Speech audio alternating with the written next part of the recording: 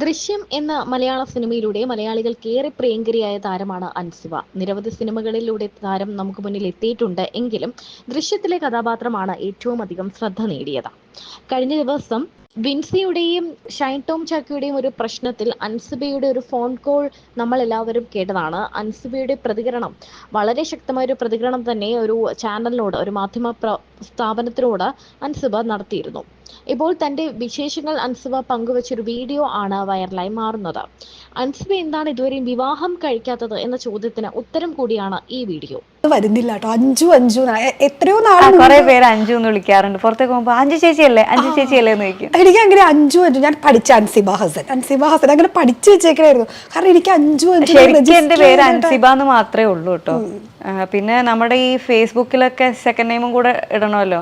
അപ്പോൾ എന്റെ second name ഞാൻ ഫാദറിന്റെ പേര് ഇട്ടു അൻസിബ ഹസൻ. ഒഫീഷ്യലി അൻസിബ എന്ന് മാത്രമേ ഉള്ളൂ.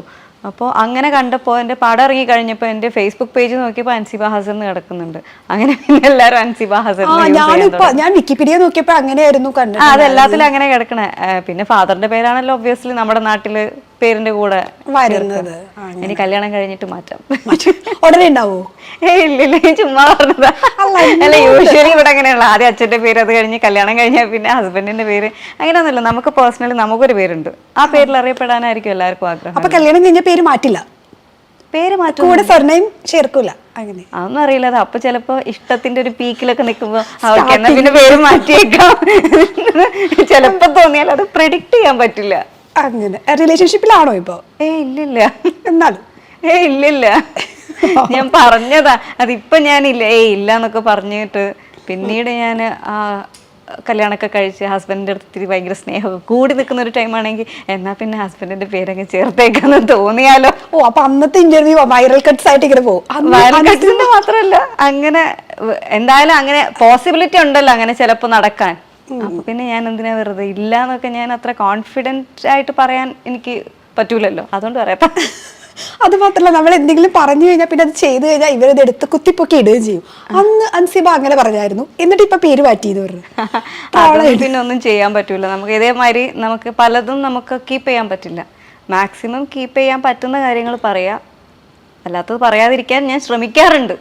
അങ്ങനെ ഇപ്പൊ പറഞ്ഞില്ലേ കുറച്ച് ഹൈപ്പർ ആവത്തില്ല എന്ന് പറഞ്ഞില്ലേ, ഇൻട്രോവേർട്ട് ആണോ? ഞാൻ ഇൻസ്റ്റാഗ്രാം നോക്കിയപ്പോ ഹാപ്പി ടു ഇൻട്രോവേർട്ട് എന്ന് പറഞ്ഞിട്ട് കണ്ടായിരുന്നു. അതിനകത്ത് ഹാപ്പിലി ബീയിങ് ഇൻട്രോവേർട്ട്. അതെ.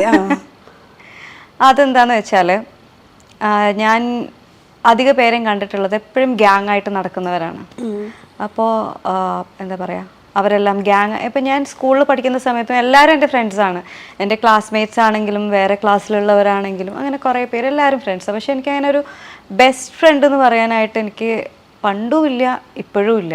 ഞാനെല്ലാം പറയുന്നത് എൻ്റെ ഉമ്മയുടെ അടുത്ത് പറയും, എൻ്റെ അനിയത്തിയുടെ അടുത്ത് പറയും. അങ്ങനെ അവരാണ് ശരിക്കും ഭയങ്കര ക്ലോസ്. അവരുടെ അടുത്ത് ഞാൻ എല്ലാം പറയും. അല്ലാതെ എനിക്കൊരു ബെസ്റ്റ് ഫ്രണ്ട് എന്ന് പറഞ്ഞിട്ട് ഒരാളുടെ പേര് പറയാറില്ല. എല്ലാവരുമായിട്ട് ഞാൻ ഫ്രണ്ട്ലി ആണ്. ഇപ്പോൾ ചിലരൊക്കെ ബെസ്റ്റ് ഫ്രണ്ടിൻ്റെ കൂടെ അല്ല ബെസ്റ്റ് ഫ്രണ്ട്സ് ഉണ്ടാവും, ഒരു 4-5 പേര്. അവർ മാത്രം സിനിമ കാണാൻ പോവുക, അല്ലെങ്കിൽ അവർ മാത്രം കളിക്കുക ഒരുമിച്ച്, അങ്ങനെയല്ല. അപ്പം ഞാൻ എൻ്റെ ക്ലാസ്സിൽ ഞാൻ എപ്പോഴും ഫസ്റ്റ് ബെഞ്ചിലോ അല്ലെങ്കിൽ സെക്കൻഡ് ബെഞ്ചിലോ ആയിരുന്നു ഇരുന്നത്.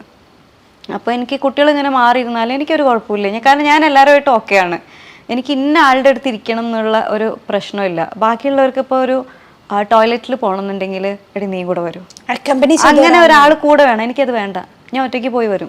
ഞാൻ മിസ്സിൻ്റെ അടുത്ത് ചോദിച്ചിട്ട് ഞാൻ പോയി വരും. പണ്ട് മുതലേ ഞാൻ അങ്ങനെയാണ്. അപ്പോൾ അതുകൊണ്ട് എനിക്ക് ഒന്നിനും ആരും വേണമെന്ന് നിർബന്ധമില്ല. എനിക്ക് റെസ്റ്റോറൻറ്റിൽ പോയി ഒറ്റയ്ക്കിരുന്ന് ഫുഡ് കഴിക്കാനൊരു പ്രശ്നവുമില്ല. ഒറ്റയ്ക്ക് പോയി ഒരു സിനിമ കാണാൻ പറഞ്ഞാൽ എനിക്ക് കംഫർട്ടായിട്ടുള്ള തിയേറ്ററാണ്, സേഫ് ആയിട്ടുള്ള തിയേറ്റർ ആണെന്നുണ്ടെങ്കിൽ എനിക്കൊരു കുഴപ്പമില്ല. ഇപ്പോൾ ഞാനിപ്പോൾ ഇവിടെ കൊച്ചിയിലാകുമ്പോൾ ഞാൻ ലുലുവിൽ ഒറ്റയ്ക്ക് പോയിരുന്ന സിനിമ കാണാറുണ്ട്, എനിക്കൊരു കുഴപ്പമില്ല.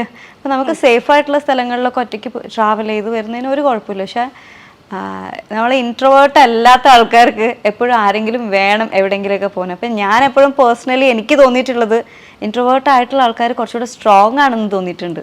ഒറ്റയ്ക്കെല്ലാം ചെയ്യാം. കാരണം ഒറ്റയ്ക്കെല്ലാം ചെയ്യാൻ അവർ ഏബിളാണ്. ആരും ഒരാളുണ്ടെങ്കിലേ അത് ചെയ്യുള്ളൂ എന്നുള്ള സാധനമില്ല.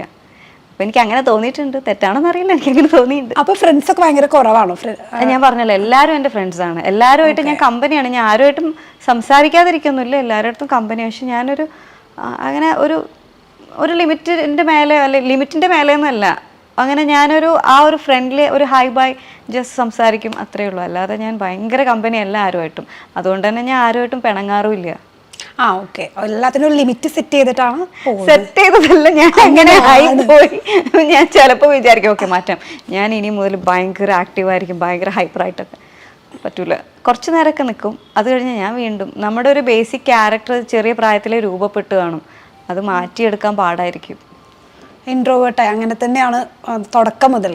ഞാൻ ചെറുപ്പം തൊട്ടേ, ഞാൻ പറഞ്ഞല്ലോ, ഞാൻ ചെറുപ്പം തൊട്ടേ എനിക്ക് എല്ലാവരും ഫ്രണ്ട്സാണ്, എല്ലാവരോടും സംസാരിക്കും. എനിക്കങ്ങനെ പ്രത്യേകിച്ച് ഞാൻ പറഞ്ഞപ്പോൾ വാഷ്റൂമിലൊക്കെ പോകാനാണ് നമുക്ക് ക്ലാസ്സിലൊക്കെ ഉള്ള സമയത്ത് എപ്പോഴും ഒരു ഫ്രണ്ടിനെയും കൂട്ടേ പോകുള്ളൂ. ഇൻ്റർവെൽ സമയത്തൊക്കെ തോള് കൈയിട്ട് ഇങ്ങനെ നടക്കും, കൈയൊക്കെ പിടിച്ച് അങ്ങനെയൊക്കെ നടക്കും. എനിക്ക് അങ്ങനെ ഒന്നുമില്ല. എനിക്കിപ്പോൾ എൻ്റെ അടുത്ത് വന്നിട്ട് ചില കുട്ടികളൊക്കെ ഭയങ്കര ഫ്രണ്ട്സ് ആയിരിക്കും, അവർ പിണങ്ങുമ്പോൾ അവർക്ക് ആരും ഉണ്ടാവില്ല കൂട്ട്. അപ്പോൾ എൻ്റെ അടുത്ത് വന്നിരിക്കും, ഇവിടെ ഇരുന്നോട്ടെ. ഞാൻ പറഞ്ഞാൽ ഓക്കെ. അപ്പോൾ ഞാൻ പുറത്ത് പോകുമ്പോൾ എൻ്റെ കൂടെ വരും കളി. പിന്നെ 2 ദിവസം കഴിഞ്ഞ് അവർ വീണ്ടും നന്നാവും. അപ്പോൾ ഈ വന്ന പുതിയ ഫ്രണ്ട് തിരിച്ച് അങ്ങോട്ട് തന്നെ പോകും. പക്ഷെ എനിക്കത് ഫീൽ ചെയ്യാറുമില്ല. അയ്യോ 2 ദിവസം എൻ്റെ അടുത്ത് ഭയങ്കര ഫ്രണ്ട്ലി ആയിരുന്നിട്ട് ഇപ്പൊ വീണ്ടും നന്നായപ്പോൾ മറ്റേ ഫ്രണ്ടിന്റെ അടുത്ത് പോയല്ലോ, അങ്ങനത്തെ കുഴപ്പവും എനിക്കില്ല.